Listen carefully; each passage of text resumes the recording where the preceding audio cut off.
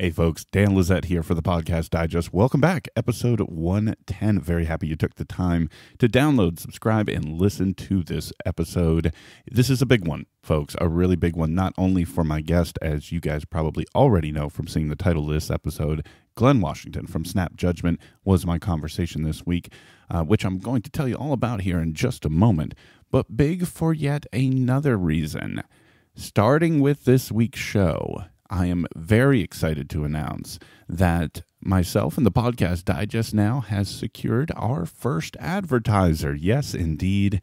So I want to let you guys know that today's podcast is brought to you by Podbean. Podcast hosting and monetization. Podbean is the easiest way to start podcasting. Visit podbean.com/TPD to learn more, and you will get 1 month free if you use that offer code. I'll tell you more about it in a little while, but I'm very excited now that Podbean has started to want to reach all of you and to tell you about the services that they offer. So advertising makes its debut here on the Podcast Digest. It's a big deal for me because I've always loved doing this, and now that I'm able to tell you about an advertiser or two in the future, this means that the show will continue on healthy, strong, and hopefully with a few additional messages that I hope that you guys will love to hear about. So let's get into this week's episode because this is a huge deal for me. Glynn Washington from Snap Judgment is my guest.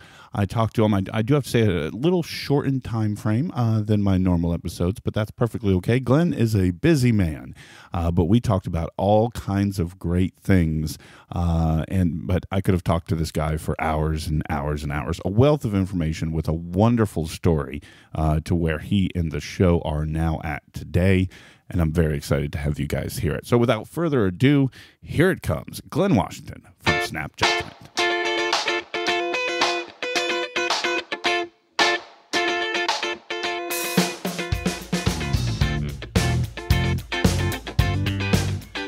Hey folks, welcome back. As I mentioned up front, my guest this week, the one and only Glynn Washington from Snap Judgment, somebody I've admired and had in my earbuds for years. It's a real pleasure to welcome to the show. Glynn, welcome to the Podcast Digest. Great to be here, Dan. Thanks for asking me on. Well, thanks for joining me. I really appreciate it. As I mentioned, I've been a huge fan of you and the show for I don't know how many years. It feels like forever. But before we jump into the show and give people kind of an idea about how this all comes together, I want folks to get to know you just a little bit. So pre-audio, way before you began your audio days, can you tell folks a little bit about yourself? Yeah, I had a very circuitous sort of route into media. I was not in media at all. I have a legal background, and I was running nonprofits for, 10 years or so after law school, and I was doing that before something very, very strange happened that brought me into public media. And I understand, at least for the start of Snap, this began with a public radio talent quest competition, correct? Yeah, actually, this was back in the day. I've been a podcast listener for some time, and there were two podcasts at the time that I listened to.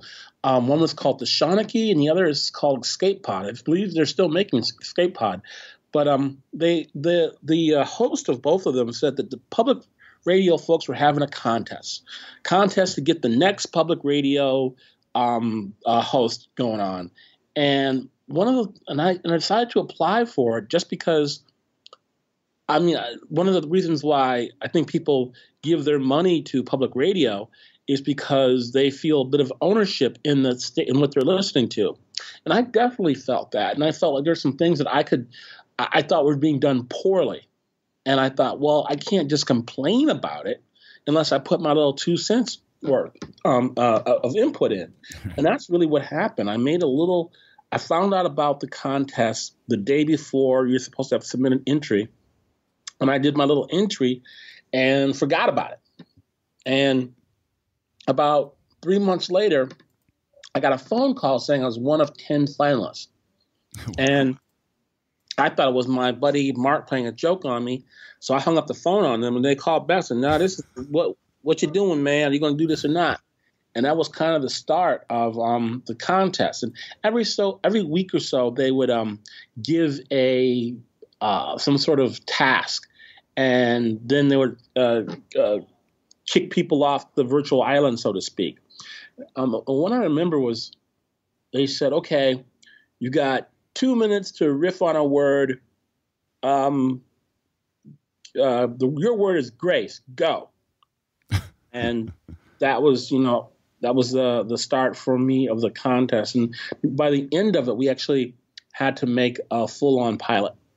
And with the pilot, was that the early seeds of Snap Judgment, or was it something completely different? Well, actually, that very first entry that I did was a 2-minute teaser into something I called Snap Judgment.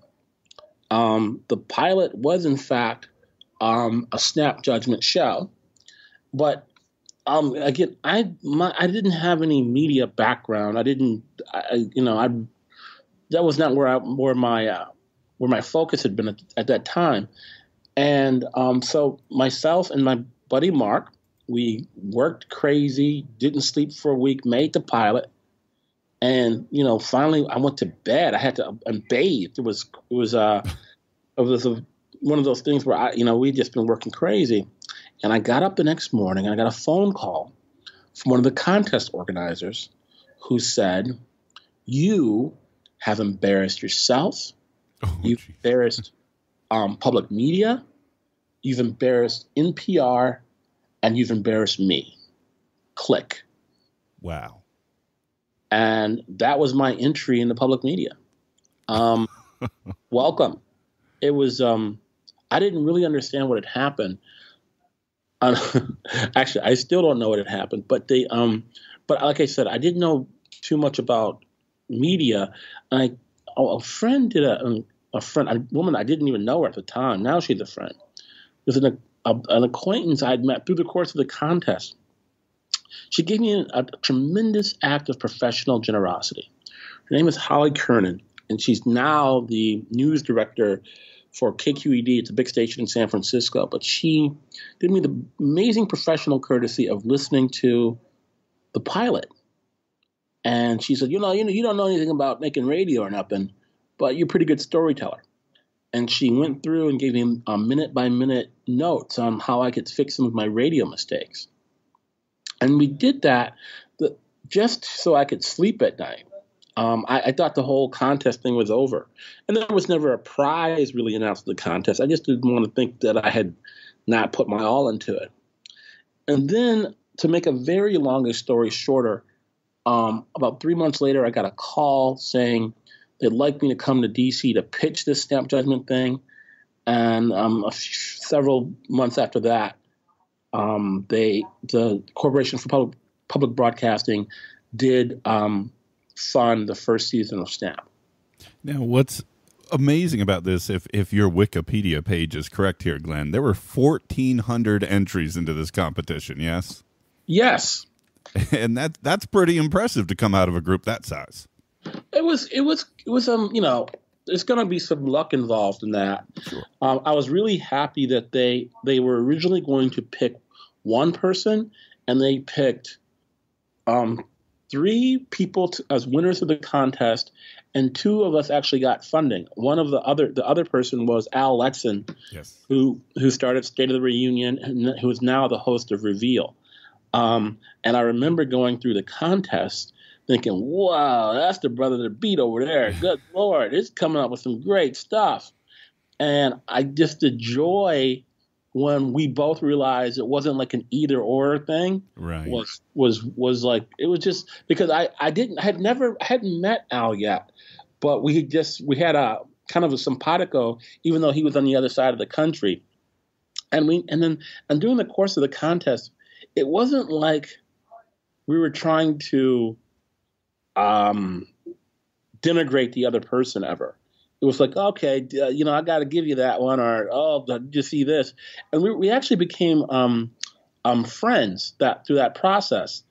And now, I mean, one of my joys is that Al now lives in the Bay, and he's a dear friend of mine.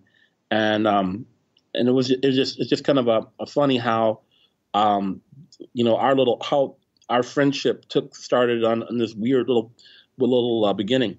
Yeah, Al's a former guest back on episode 81, and he also told sort of his side of this same story, which is why I wanted to cover it, because I thought it would kind of go along well with your experience of the process of that competition. And it was, I didn't know that story either until Al told it, and I thought it was great that, it sort of reminds me, Glenn, of I'm not sure how big of a football fan you are, but, there's like these great quarterback classes, a particular year or draft, there's all these great, stars that come out of one class. It kind of feels like that with both of you coming out of the same competition, almost like a draft class, if you will, that you guys have both gone on to do the amazing things that you have in radio and storytelling coming up through that same competition. Well, it's hard to keep up with that, brother. It really is. So, and I do appreciate kind of his being there. We just want to do the best that we can, and there weren't, and there still are not, enough minority voices, and we kind of felt a responsibility to make sure that we didn't go out like punks if we did come into the whole arena. So it was, again, it's just very, very fortunate to have Al as a friend and a confidant coming through this process. I think I might not have, so many things happen, and it's good to be able to talk to someone who knows exactly what you're talking about and what you're going through, no matter what you're doing. And my partner here, Mark, he's certainly, I'm the face of Snap Judgment. I'm certainly a driver for Snap, but I think in a lot of ways, my partner, Mark, he is the glue that holds this ship afloat.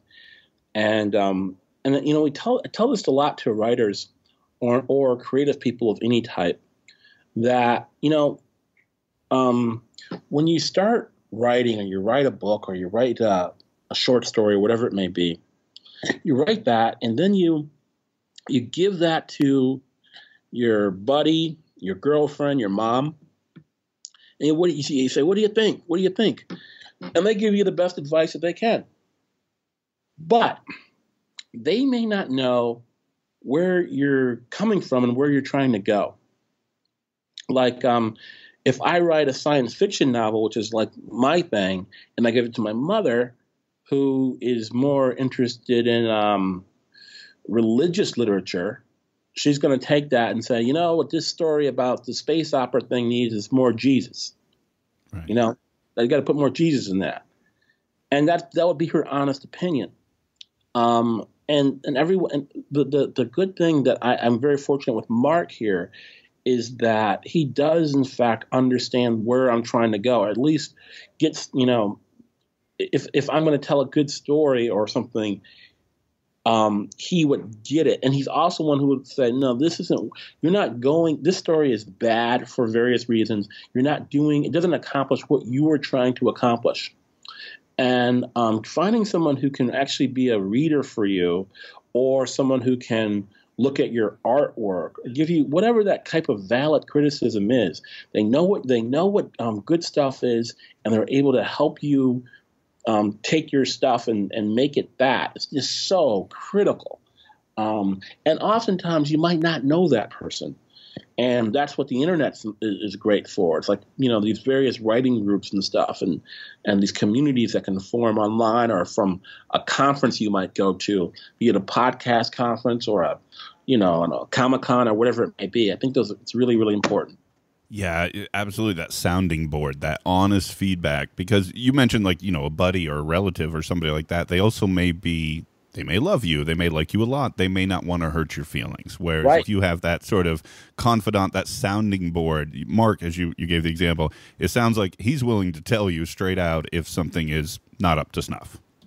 Yeah, and that's so important. And it actually becomes, I think, maybe more important if you get some success, to have someone who's still able to say, oh, you know what? You think your shit don't stink. Right. Well, guess what? It really does. And this isn't working. And, you gotta start over here.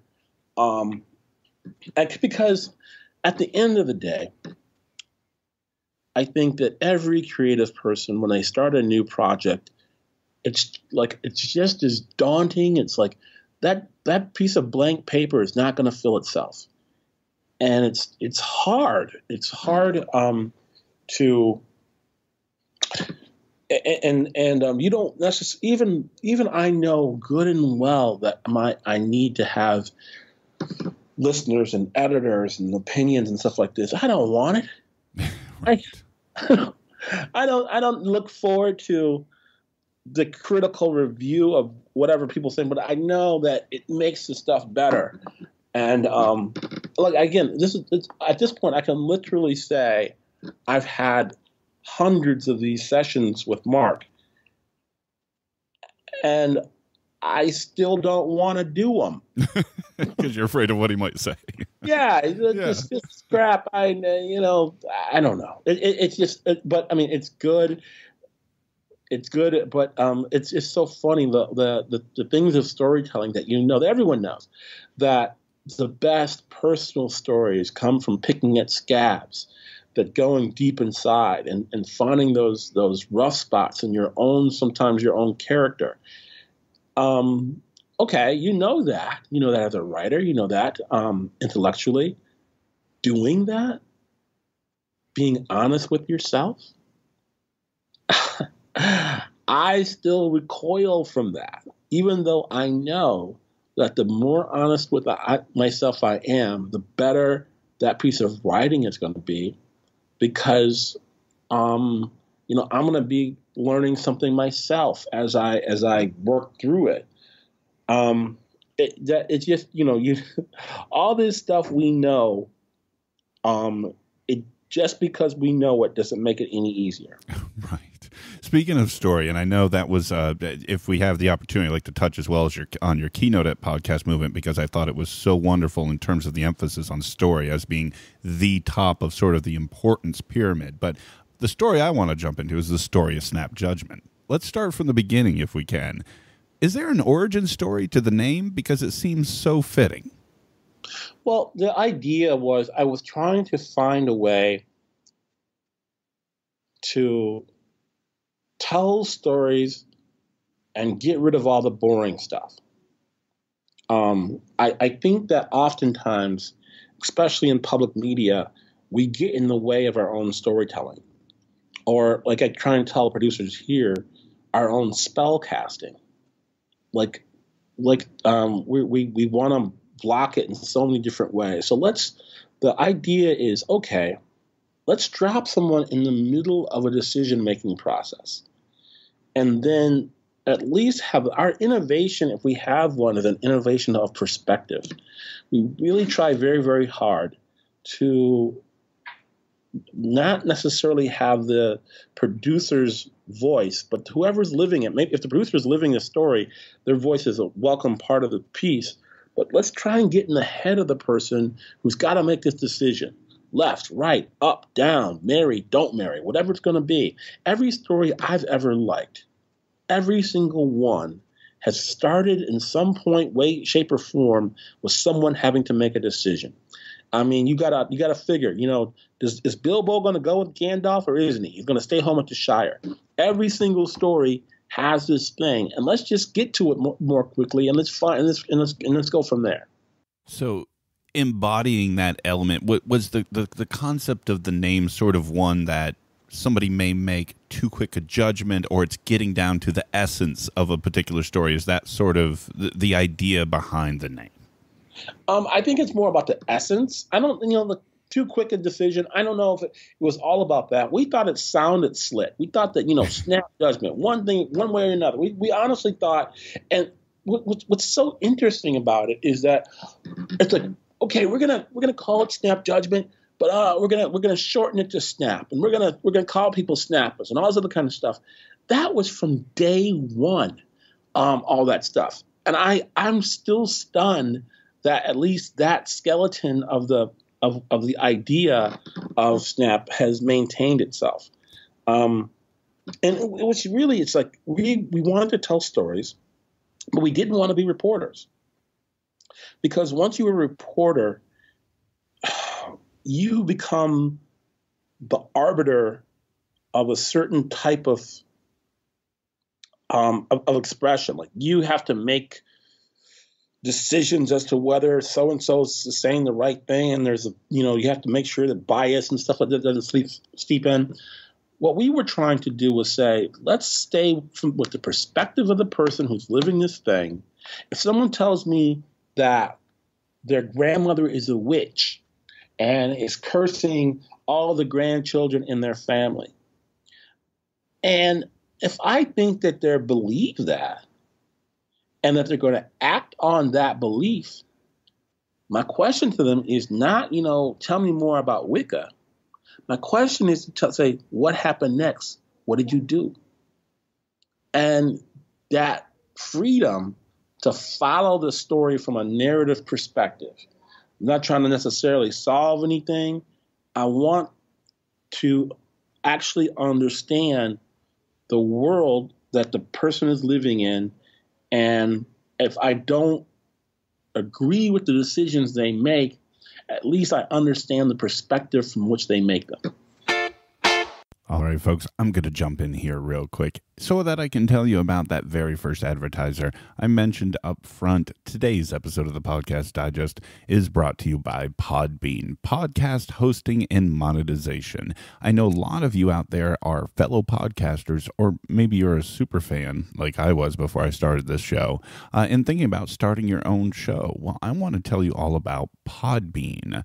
Podbean is a place that will give you, along with the RSS and iTunes support that you absolutely must have, it'll also allow you to import and redirect shows that you already have, and support for migration. They're going to offer you popular mobile apps for Android and iOS. You'll get a website. It's blog-like, so it includes customizable themes and colors. You're going to be able to share your show with automatic social sharing, with quality embeddable players. That's a huge deal if you want folks to listen on a website. It'll easily integrate with your own website. If you've got a website you already know and love, it will integrate there as well. Through Podbean, you're going to find an online directory with all kinds of great shows and promotional opportunities. Most importantly, I think, as a podcaster, you're going to get comprehensive podcast statistics. There's also integrated monetization tools, right? If you're interested in taking your show to the next level, maybe offering some premium content, interested in advertising, or even starting up a patron program. You can find out all the information you need to get started with Podbean. Check out podbean.com/TPD for the Podcast Digest. That's my little offer code, and we'll tell them that you came from here. Again, podbean.com/TPD. To learn more about all that Podbean has to offer you, the podcaster or soon-to-be podcaster. Now, let's get back to the conversation with Glynn Washington. So these were sort of some of the major tenets that you were looking to try to bring out and make Snap stand apart from other things out in radio or podcast land in that time, back in 2010, if my information is correct. Yeah. So looking back at that first, say, 10 to 20 episodes, Glenn, and all of that which you just described, how do you guys think you did from the beginning?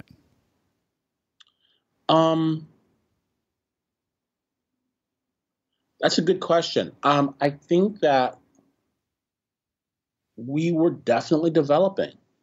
I think that what I can say about it is this.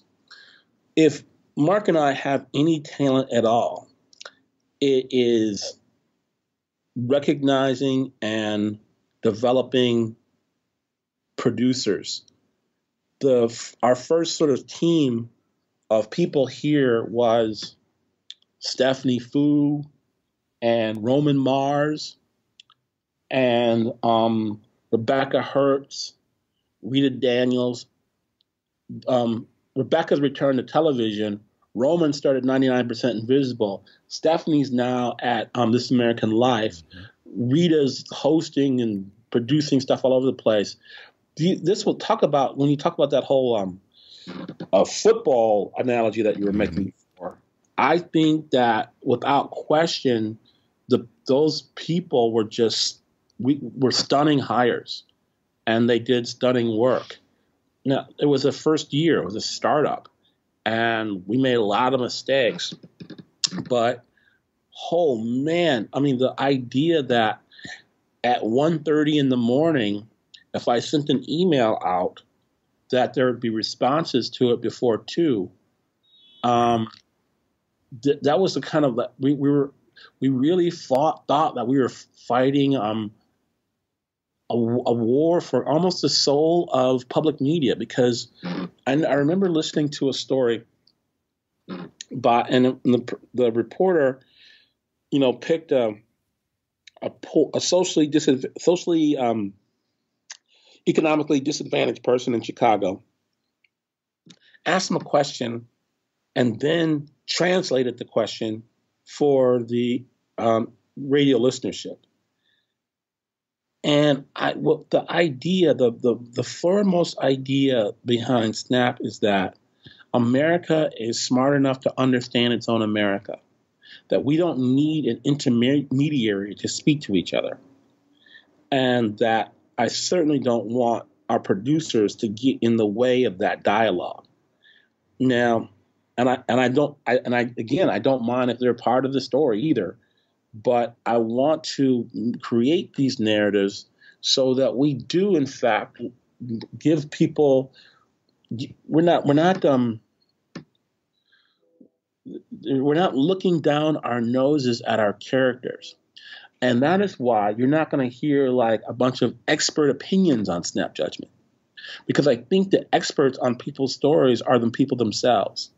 I don't want to cut off to the doctor so-and-so or PhD such and such or the politician or whatever it may be. I want to hear from the person. And I think that what that really does is it emboldens and highlights and celebrates that you don't have to be Kanye West to have a story that's worth listening to. That there is no such thing as a regular person or an average Joe.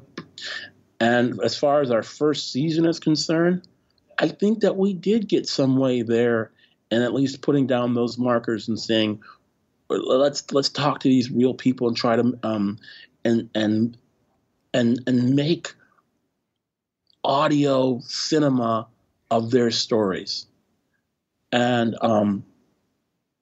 we certainly screwed up a lot, but and we screwed up because no one really had on the team. That was the one hole, of course, that we had, was that no one had ever been on a weekly show before. Right. Well, that early team, as you mentioned, to extend that, I've got a little bit probably more appropriate football analogy than I had before. They talk a lot about like coaching trees, right? Assistant coaches under a head coach who go off to be their own head coach, and they always look back at sort of their previous, boss as, I cut my teeth there, or I learned this, that, and the other. Snap and you and Mark sort of have your own producer tree, if you will, when you take folks who started out or at least made pit stops at Snap and have gone on to do some of the things you described that those early producers are now doing. It's amazing. It really is, and we're thrilled to be able to work with some of the best producers in the country. We would say the best producers in the country, especially when the show started like 6 years ago, it was a very, very different world. Now that podcasting is sort of changing things, and there is a little bit more of a sustainability. There's more money into it. It's more it's looked upon as with more professionalism.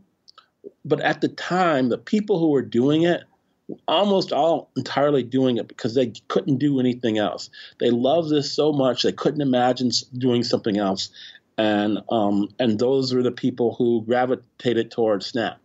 Working with those folks, Glenn, and I know there's a ton of variety in this question, but to your fairest representation, give folks an idea of how an episode of Snap comes together. Sort of, what's the tale like? Are you working on episodes folks may not hear 6 months from now? Or are you working on current week? Or let's get an idea of sort of how this all comes together for the listener.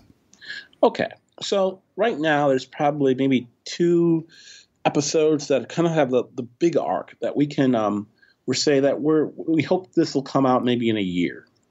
But we can't, because we're a weekly show, and we don't have the resources of, let's say, a This American Life. We have to be some really, we gotta really hit the pavement on most of our things.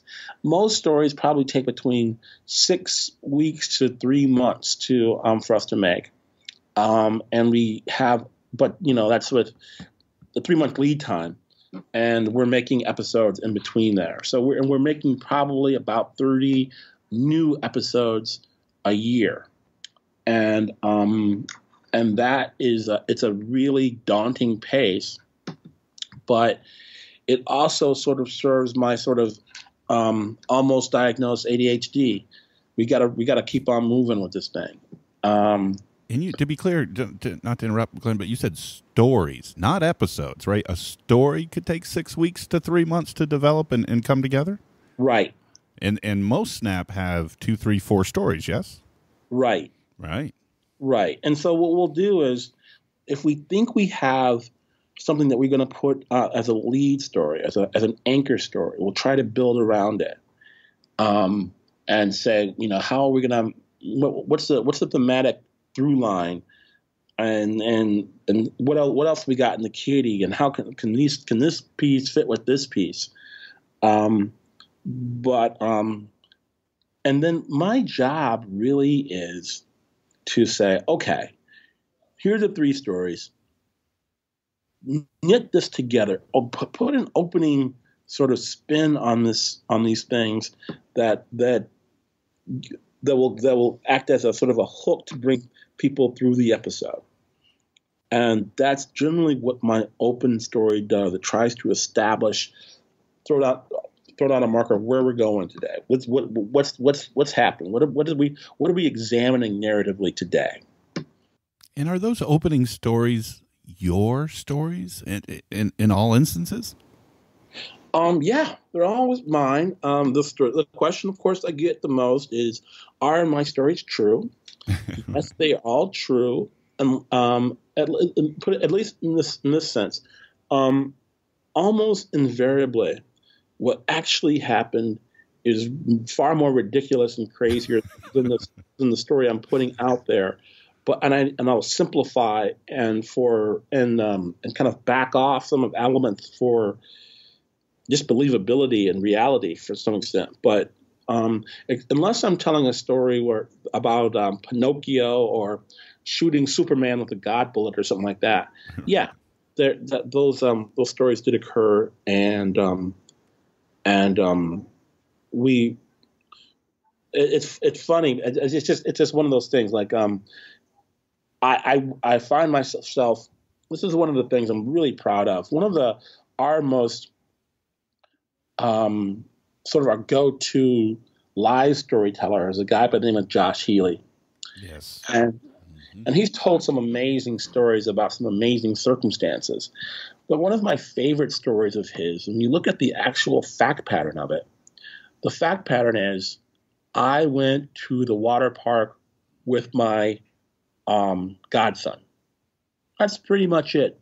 And if you look at that on a plot tree, you're not gonna. This isn't working. This isn't gonna fly, especially not for Snap when we're trying to make cinema of sound.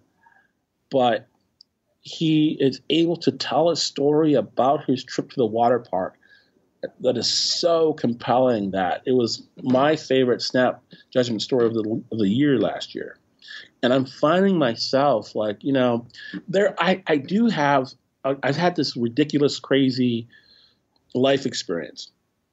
But, with me, there's only so many of those stories where I was laying in a ditch with the gangsters blazing guns above me. I've got some of those. I do have some of those.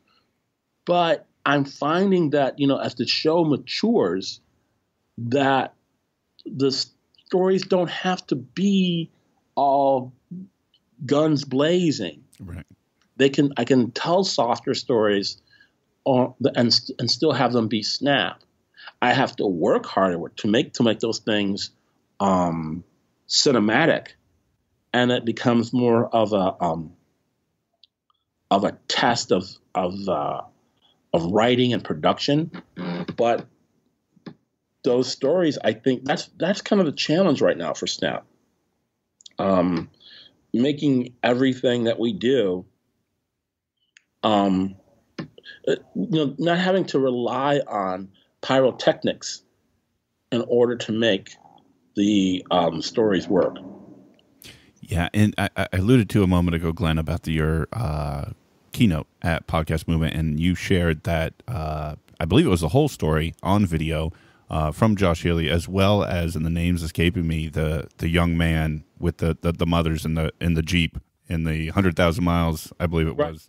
Noah St. John. Noah St. John. Those two, boy, one, you picked out two amazing stories to highlight, and actually you highlighted three, if I remember correctly, but those two in particular I recall, because I'd actually heard them, being a regular weekly listener to Snap already, and as soon as they came on, I was sitting next to, and I saw the person next to me, I'm like, oh, watch this is good, I've heard this is good. It was that type of thing.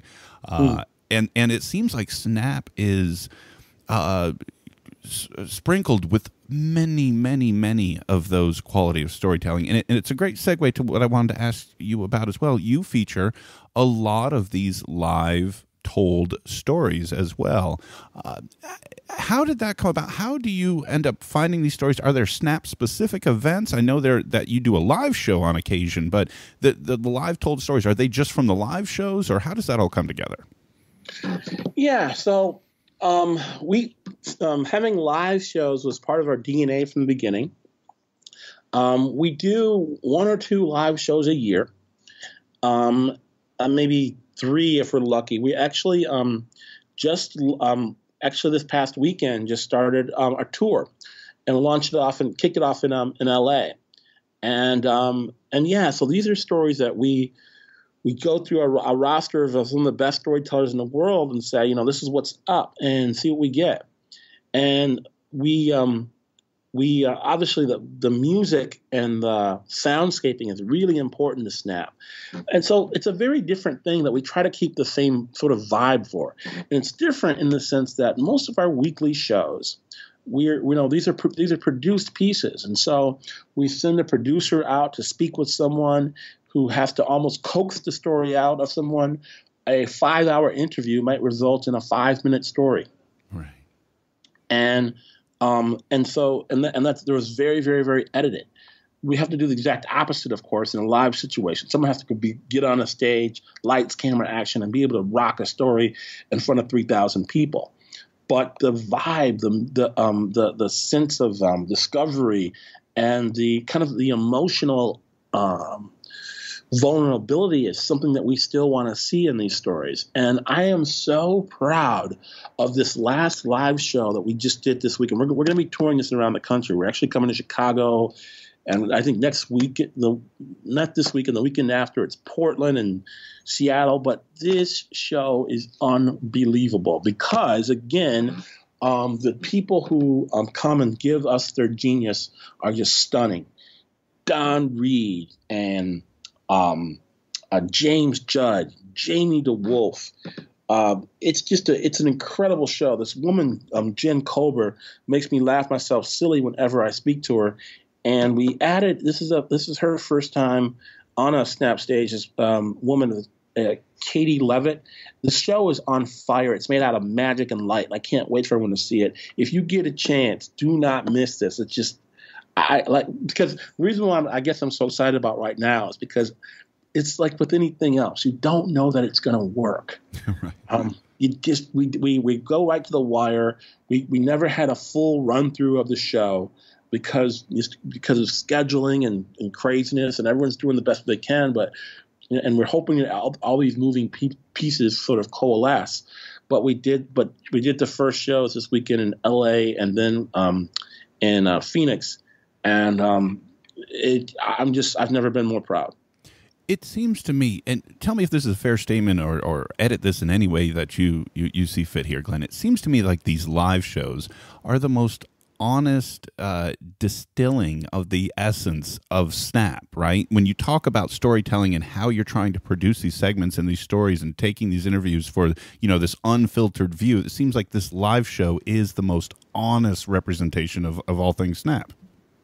I'm not sure that I agree with that. I think that it's certainly maybe the most immediately accessible Okay. for people who are not familiar with the program. But I think that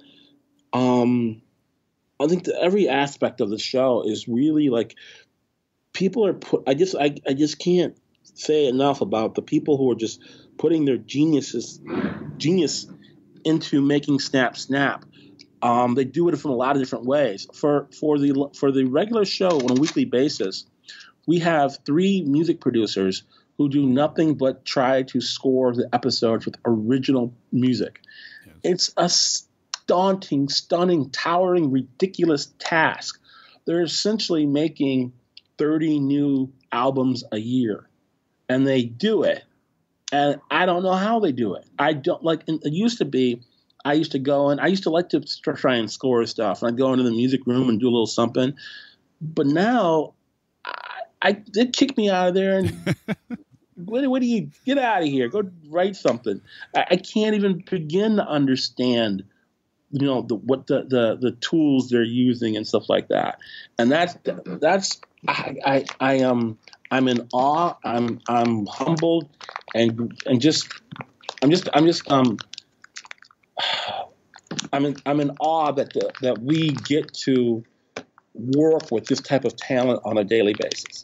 And I love how you always give those, the score was produced by, along with the producer credit right at the end of the story.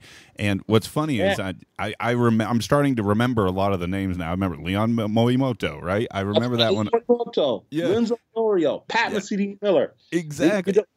It's almost work about them. And what's funny is I'm almost now, like, as the story winds down and you come on, I'm almost guessing which music producer it was that did it, because they almost start to have fingerprints now. Sometimes I'm right, sometimes I'm wrong, but I love that you give that shout out. Oh, no question. When you start to hear a little electronica, go with Renzo every time.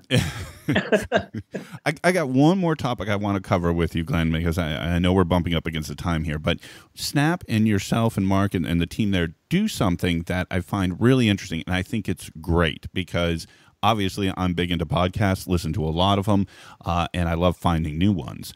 And you guys feature stories from other shows seemingly more often than a lot of other big shows out there, and I love it. I have found so many great things because it has appeared as a story portion on segment.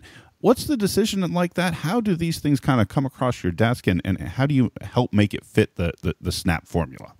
Yeah, I'm glad you asked that, because one of the big things I want to put out there is pitches at snapjudgment.org. We go through every single thing that comes in. And, it's just a way to kind of, if you're starting out a new podcast or you want to go and take your podcast to the next level. I know that happened to us when I've been featured on This American Life a couple times. And it really helped, put the show on the map. And, and if you have a story that works for Snap, if you think it kind of fits our thing, and we're looking for, we're looking for something that's different, that generally the kind of the story arc goes, public radio story arc goes, a little expedition story, a little maybe a wrap up and theme or something like that.